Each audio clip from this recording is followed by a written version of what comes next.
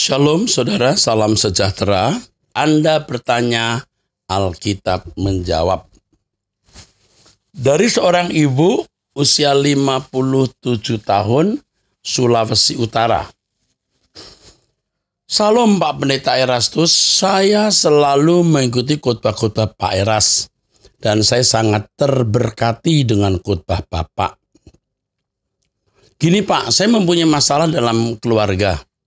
Masalahnya ibu mertua suami saya, masalah ibu mertua ya. Suami saya ada 4 bersaudara. Suami anak nomor 1 yang adiknya 3 tinggal di Jakarta. Jadi mertua tinggal di Jakarta. Yang tadinya bersama kami di Manado sebelum suami kena diabetes dan mengalami stroke. Anak kami yang tinggal di Batam mengusulkan berobat di Batam aja. Sehingga kami berangkat ke Batam, jadi ibu mertua dijemput adik bawa ke Jakarta. Sekarang adik-adik tidak ada kekompakan mengurus orang tua sampai-sampai ibu mertua minta pulang kampung.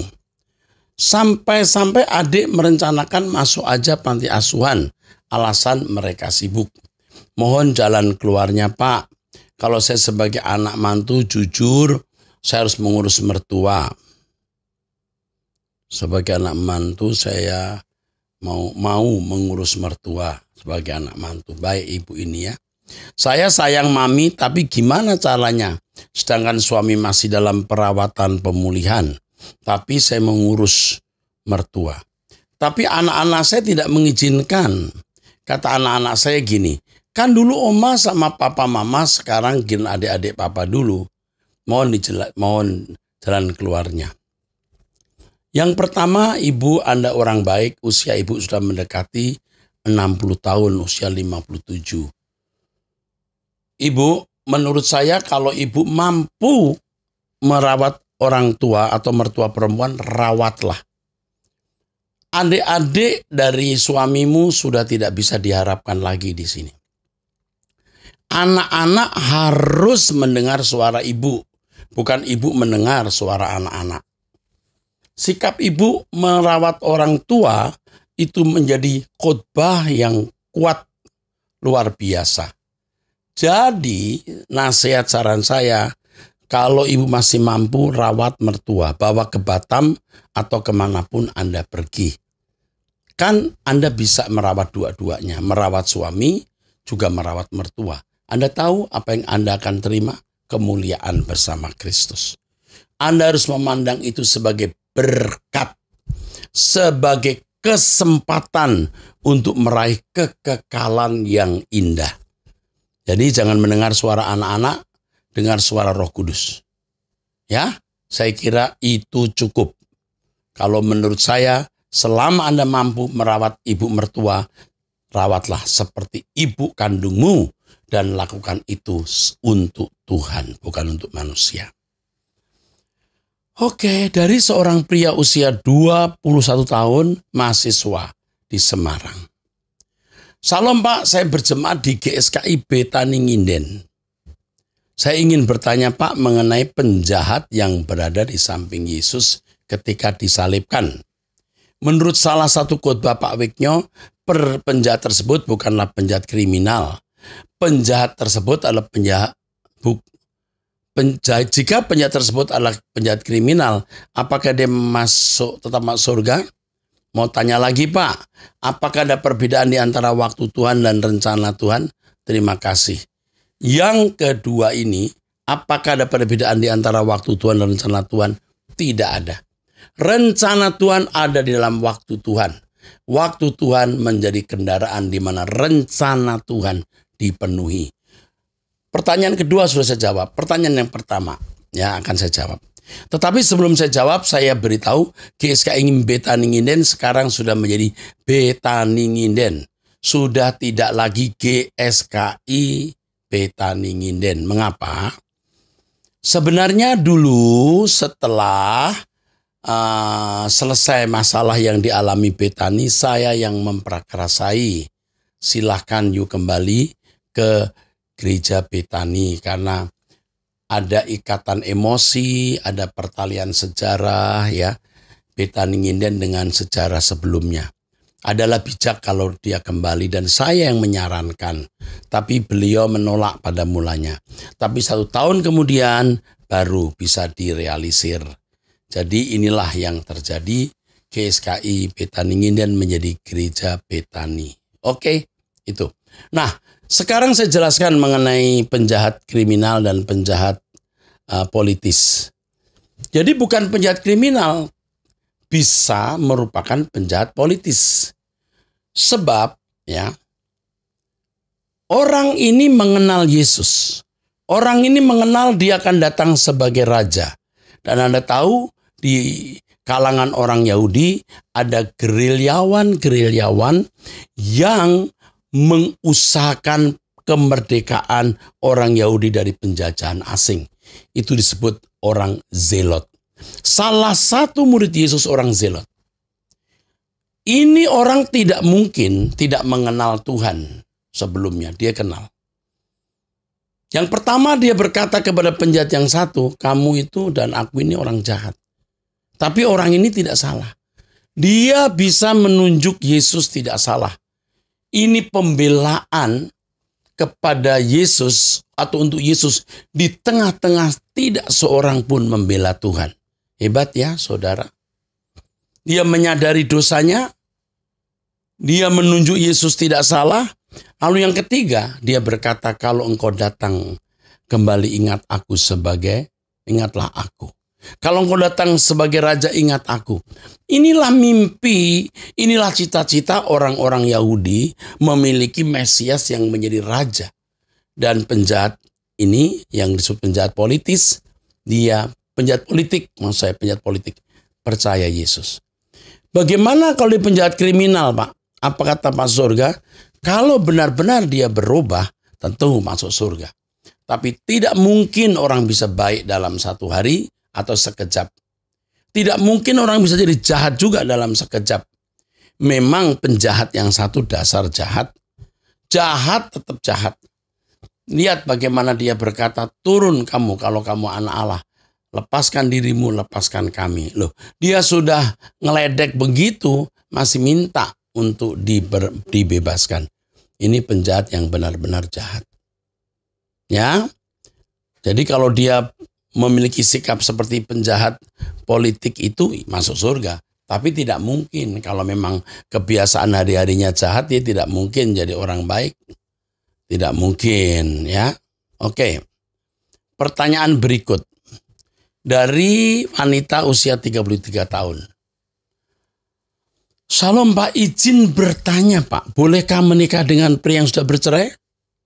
Pria ini ditinggal oleh istrinya 4 tahun yang lalu, dan sekarang pria tersebut sedang melakukan pendekatan ke saya. Bagaimana harusnya saya bersikap Pak? Menerima jika cocok atau dari sekarang menghindarinya?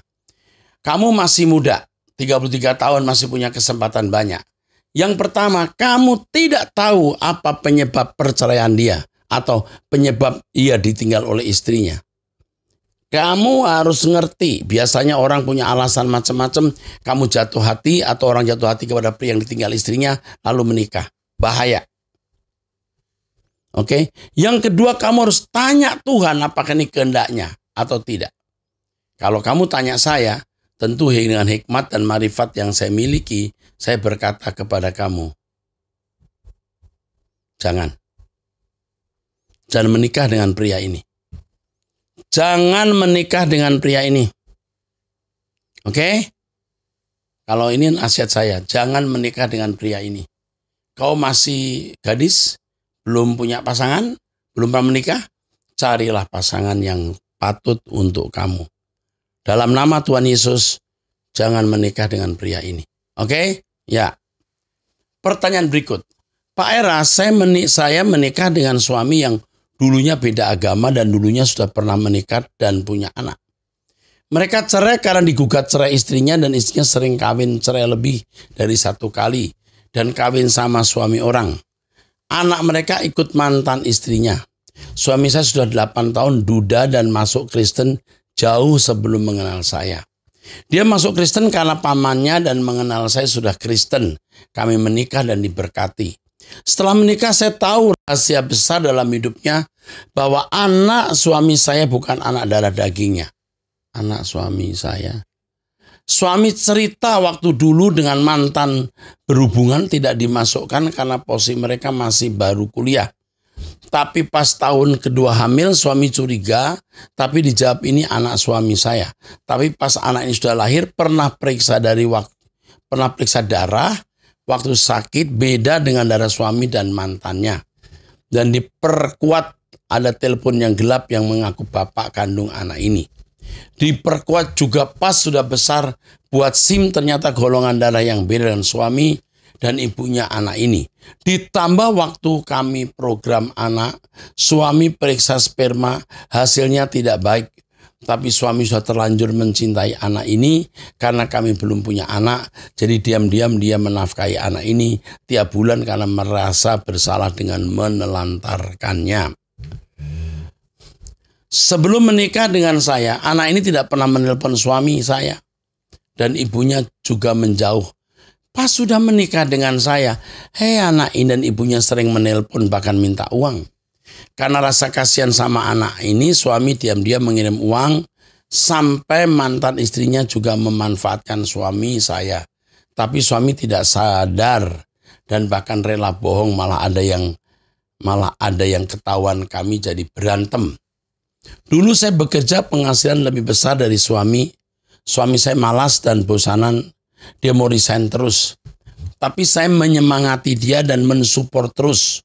Berhubung saya ada masalah dan tekanan dari orang-orang kantor, saya menginginkan posisi saya, orang kantor yang menginginkan posisi ibu ini.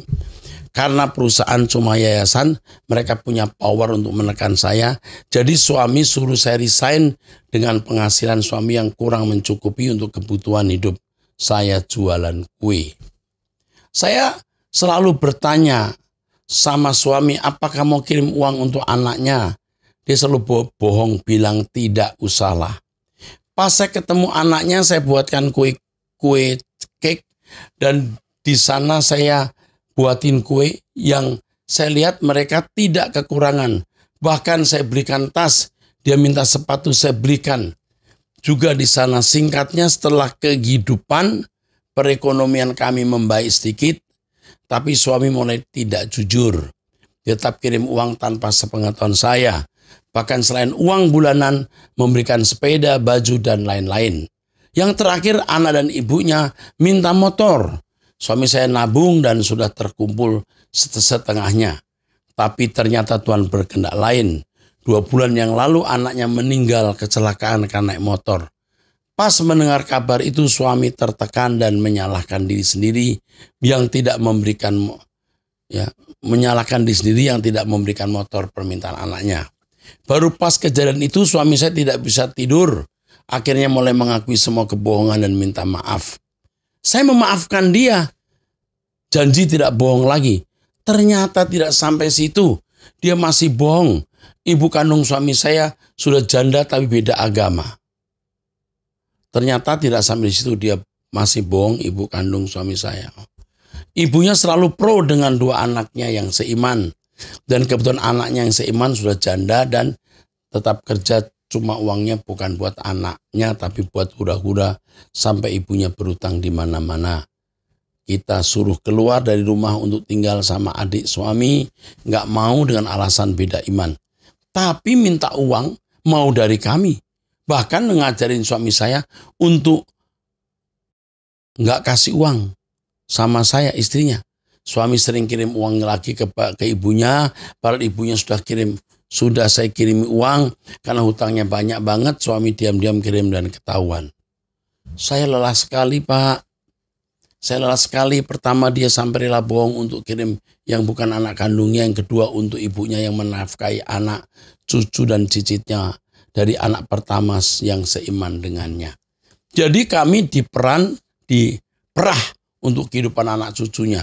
Bahkan sudah ada yang menikah, punya anak-anak tapi tetap numpang hidup sama ibu mertua saya. Suami dan adiknya sudah Kristen dan mereka sering dikorbankan untuk nafkahin ibu dan kakak ipar saya. Saya lelah, muak, perasaan saya sakit, Saya nggak tahu lagi apa yang harus saya lakukan untuk bicara sama suami saya. Dia berpikiran kalau nggak bantu ibunya, ntar dia merasa bersalah, takut menyesal kalau sampai ibunya meninggal. Padahal saya nggak dipedulikan, kondisi kami belum punya rumah, masih numpang rumah mama saya. Apalah yang harus saya lakukan, Pak? Apalagi yang harus saya lakukan? Masalahmu itu kecil, ya Bu. Berapa umurmu ini tadi? Kamu itu punya masalah kecil. Kecil, kalau kamu anggap besar bisa, kamu anggap kecil bisa. Yang kamu lakukan, kamu ingatkan suami memberi uang yang pantas untuk orang lain. Tetapi kalau dia tidak mau tahu, ya sudah, biarkan saja.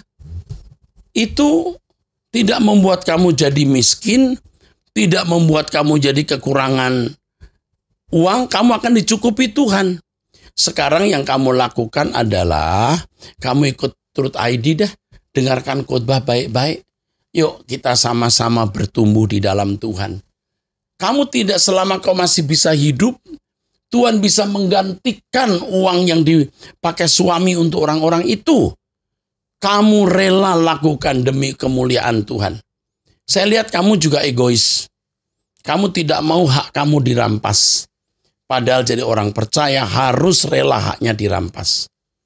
Orang meminta jubahmu kasih bajumu, kira-kira gitu. Nah, jadi ini bukan masalah besar. Masalahmu di sini. Sakitnya di sini. Belajar. Ya, kamu ingatkan suami dulu. Kalau masih tidak mau, kamu beresi dirimu sendiri. Ya, bisa lewati dari hari ke hari. Jangan picik, jangan naif, jangan egois. Jangan menuntut hak. Jangan menuntut keadilan. Dunia tidak ada keadilan. Terima saja keadaan ini. Tuhan akan bertindak membela kamu dan tunggu waktunya Tuhan bertindak. Sekarang yang penting kamu mencari Tuhan, mencari kebenaran bersama saya, bersiap-siap ke surga. Amin ya, puji Tuhan. Dari seorang mahasiswi, ya usia 18 tahun. Salam Pak Erastus, saya mau sharing dan bertanya. Tapi mohon pertanyaan saya ini tidak di-share ya. Ya di-share saja. Maksud saya, enggak apa-apa. Ini sudah saya tanyakan. Dia tidak keberatan ya saya kira. Jadi dari usia 18 tahun dia tidak pernah lepas dari dosa masturbasi. Dia sering sadar, lalu tidak jatuh lagi dalam dosa dan sulit mengendalikan diri. Saya merasa gila dan malu pada diri saya sendiri, terlebih-lebih kepada Tuhan. Dia berdoa, membaca Alkitab, mendengarkan khotbah, tapi masih tidak mampu mengubahkannya. Bukan tidak mampu, cuman belum. Jadi begini ya, kamu kalau ada yang juga punya pengalaman yang sama, usia 18 tahun, tetapi terikat dengan masturbasi, ini wanita. Yang pertama, miliki tekad untuk meninggalkan dosa itu. Dan kalau perlu ucapkan di hadapan Tuhan. Tekad harus sudah ada. Yang kedua, isi pikiranmu dengan firman Tuhan. Isi pikiranmu dengan firman Tuhan. Terus mendengar firman, terus mendengar khotbah. 3, beri waktu untuk berdoa. Doa bersama, juga doa pribadi. Ya, ini penting. 4, bergaul dengan orang yang bisa memberi pengaruh positif. Mentor rohani, gereja yang baik, akan memberi kekuatan kepadamu. 5, miliki target. Target kesucian yang pertama. Bagaimana aku bisa menjadi orang suci, orang saleh seperti ini. Tapi juga target secara umum. Aku harus menyelesaikan studiku tahun sekian. Aku mau menjadi sarjana. Target ini harus kamu pancangkan dan hidupmu disita oleh target tersebut. Dan yang terakhir, miliki kesibukan yang bisa menyita perhatianmu supaya kamu tidak memikirkan hal yang tidak patut dipikirkan. Ya, ingat ya, punya tekad, sungguh-sungguh, mendengarkan khotbah, berdoa, bergaul dengan orang yang bisa memberi pengaruh yang baik kepadamu, ya. Miliki target rohani, kesucian hidup. lalu target umum mau jadi sarjana dan lain-lain, lalu miliki satu kegiatan yang menyenangkan yang tentu berguna untuk kamu dan arahkan fokusmu pada target itu. Haleluya. Ya, pada kesenangan-kesenangan yang positif, kesibukan-kesibukan yang positif. Misalnya kamu punya hobi main musik, mainlah musik. Hobimu main drama, mainlah drama. Hobimu menulis, tulislah. Hobimu baca, bacalah. Hal-hal ini akan mengarahkan kamu nanti kepada hal yang positif. Sehingga kamu tidak akan lagi terikat dengan hal-hal yang tidak perlu kamu terikat. Ini pasti ya. Saya percaya hal ini akan membuat kamu benar-benar diubahkan oleh Tuhan. Oke, dari seorang wanita usia 34 tahun sudah menikah dan memiliki 2 anak. Salam Pak Eras, usia pernikahan kami sudah 13 tahun. Saya mau bertanya kepada Pak Eras perihal masalah rumah tangga saya yang selalu diiringi kasus perselingkuhan suami saya sejak anak pertama saya dalam kandungan sampai hari ini. Hanya 2 tahun belakangan perselingkuhannya tidak bisa saya tolerir lagi karena suami saya berselingkuh dengan 2 kakak ipar saya. Wow.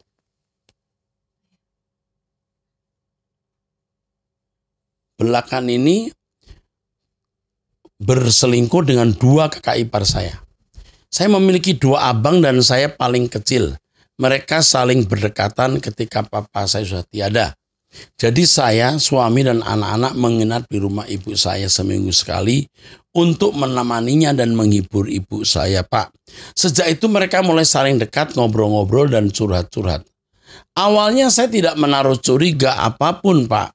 Karena mereka saya anggap kakak saya sendiri dan saya tak berpikir negatif sedikit pun. Walaupun ada momen-momen ipar saya datang tanpa didampingi abang saya. Kakak ipar saya dari abang saya yang tertua belum memiliki keturunan. Dan dia sesekali sering cemburu dengan saya. Mengatakan hidup saya enak sekali punya anak dan suami yang bertanggung jawab. Memang kalau di ekonomi sejak menikah Tuhan kasih berkat melimpah, Pak. Namun saya tak jarang juga menguatkan kakak-kakak ipar saya bahwa semua orang punya pergumulan masing-masing. Dan kita hanya bisa berdoa kepada Tuhan bila ada kekurangan di pasangan kita. Bila mereka bercerita tentang kekurangan abang-abang saya tidak membela abang-abang saya, Pak. Karena saya juga seorang istri dan saya juga bersikap netral ketika mereka curhat dan kadang-kadang didengar suami saya juga. Namun saya nggak tahu setan apa yang merasuk mereka bertiga sehingga bisa saling melakukan hubungan yang sangat terlarang itu.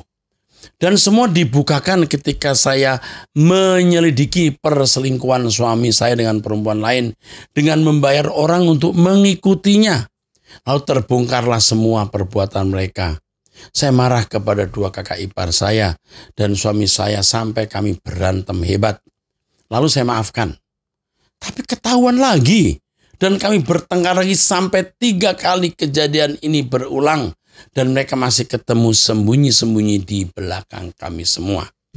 Saya memaksa ibu saya untuk menjumpai keluarga ipar-ipar saya. Dan berbicara 4 mata kepada yang dituakan di keluarga mereka. Semua terkejut. Tapi tidak ada efek jera. Saya juga berbicara kepada mertua saya dan mereka semua menasihati anak-anaknya masing-masing. Tapi saya pantau masih juga. Kemudian karena masih berlanjut juga hubungan mereka, saya bilang ke suami saya untuk kami berjumpa semua keluarga besar dengan membawa keluarga masing-masing. Tapi tak ada yang berani datang, Pak. Saya juga sudah 2 kali kabur dari rumah saya. Karena tak tahan melihat kelakuan suami saya dan mertua saya takut sekali saya pergi dari rumah karena malu pada jemaat dan ketahuan orang-orang mengenai tingkah laku anaknya sehingga dia sering mengingatkan saya soal harta kami.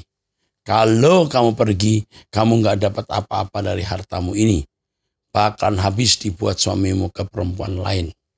Padahal sekarang pun kami sedang situasi bertahan dalam ekonomi karena penjualan yang terus menurun. Rezeki suami saya adalah semakin menurun, Pak. Bahkan bisa dibilang kami mulai menjual koleksi-koleksi suami saya selama ini. Dan sebagai catatan, Pak, dua ipar saya ini sudah bermusuhan sejak awal. Ketika mereka tahu sama-sama punya perasaan ke suami saya, jadi mereka saling cemburu terhadap suami saya. Loh, singkat cerita, abang saya nomor 2 sudah mengusir kakak ipar saya dan tidak mau mengajaknya pulang karena dia suka marah-marah di rumah dan tidak menurut suami. Dia tidak pernah mengakui perbuatannya walaupun sudah ketahuan. Tinggal abang saya yang tertua tidak tahu masalah ini sama sekali, Pak. Menurut ibu saya, sebaiknya jangan diberitahukan abang saya orangnya temperamen, takut terjadi hal-hal yang tidak diinginkan. Oke deh. Saya selalu berdoa kepada Tuhan, minta ampun bila ada kesalahan saya yang tidak berkenan di hadapan Tuhan, sehingga semua ini terjadi. Tapi saya juga ingin Tuhan tahu bahwa saya sangat membutuhkan pembelaan Tuhan terhadap diri saya. Bahwa saya tidak seorang diri menghadapi ini. Apakah ini yang dinamakan penderitaan mengikut Yesus, Pak? Sepertinya tidak semua hamba Tuhan mengalami pencobaan berat seperti yang saya rasakan ini. Saya berhenti dulu di sini, belum selesai ya. Tidak perlu kamu minta ampun atas apa yang bukan kesalahan kamu. Kamu minta ampun untuk mereka, ya bisa saja, tetapi kalau mereka tidak bertobat pun tidak diampuni Tuhan. Jangan kamu juga berpikir bahwa ini karena ada dosa atau kesalahanmu, belum tentu. Tetapi ini bisa menjadi berkat kekal, di mana melalui kejadian ini kamu mencari Tuhan dengan sungguh-sungguh. Apakah ini termasuk penderitaan seperti yang dialami Yesus? Bisa. Jika kamu mengalami ini, kamu bertahan demi kemuliaan Tuhan, demi keselamatan banyak orang. Ya, jangan cerita-cerita ngumbar masalah ini kepada orang lain. Simpan saja. Ya, jangan bongkar-bongkar salah orang. Salah-salah kamu dituduh, nanti merusak nama baik orang. Itu bahaya. Saya teruskan. Saya mengirim pesan ini ke Bapak dan saya belum bisa bertegur sapa dengan ipar-ipar saya. Bila ada acara keluarga, karena ibu saya menuntut saya demikian. Saya merasa ibu saya terlalu membela ipar-ipar saya. Saya menyadari saya tak lagi punya papa yang bisa membela dan menjaga saya. Kini saya yang harus bisa membela dan menghargai diri saya sendiri. Tapi saya sudah bisa menyebut ipar-ipar saya dalam doa supaya Tuhan memberikan pertobatan. Tapi hati saya sangat sakit, Pak. Oke, saya mengerti.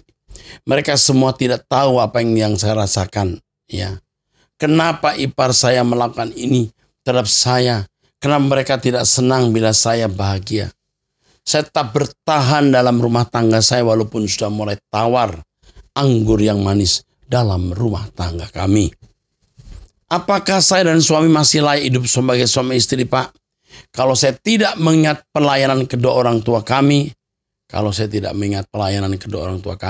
sebagai gembala, dan saya dan suami sebagai pelayan mimbar gereja, mungkin sudah lama kami berpisah, Pak. Tapi jujur saya katakan tak jarang saya berpikir demikian. Jangan berpikir bercerai. Bertahan saja dan jangan marah-marah lagi. Ya, Anda marah-marah, suami juga tidak berubah. Dan kalau suami berubah karena Anda marah-marah, itu pun juga tidak sehat. Sebaiknya Anda diam saja. Di sini kita membutuhkan, menantikan pertolongan Tuhan. Pertolongan Tuhan akan datang pada waktunya, saudaraku. Ya, saya yakin lewat keluhan saya ini, sedikit banyaknya Bapak bisa merasakan kepahitan hati saya ini, Pak. Dan saya mohon petunjuknya Pak Eras yang saya sangat kasih dan saya hormati. Oke, saya dengar baik-baik. Saya ikut sepenanggungan dengan kamu, ya. Saya merasa sedih juga membaca ini. Lalu kamu tulis begini, saya sudah bertanya ke psikolog dan konseling pernikahan Kristen untuk menenangkan hati saya ini. Tapi saya merasa masih ada yang hilang dan kosong di hati saya. Rasanya berat sekali kaki saya melangkah ke depan. Dan saya juga mohon Pak, Bapak mendoakan dan menyebut nama saya dalam doa Bapak. Supaya saya dan anak-anak dikuatkan dan diberkati berlimpah. Tolong ibu ini ya Tuhan. Atas perhatian Bapak saya ucapkan terima kasih. Tuhan Yesus memberkati Bapak dan keluarga dengan berlimpah. Ini terjadi atas satu keluarga gembala sidang. Ya, sedih sekali. Aduh, setan bisa masuk lewat berbagai cara dan lewat berbagai peluang. Jadi saya mohon kepada semua saudara yang mendengarkan Abam ini, berhati-hati, waspada, dan ingat perkataan firman Tuhan. Iblis musuhmu seperti singa yang mengaum dan menelan siapa yang dapat ditelannya. Ya, sampai di sini Abam seri ini. Saya bertemu di seri yang akan datang. Tuhan berkati.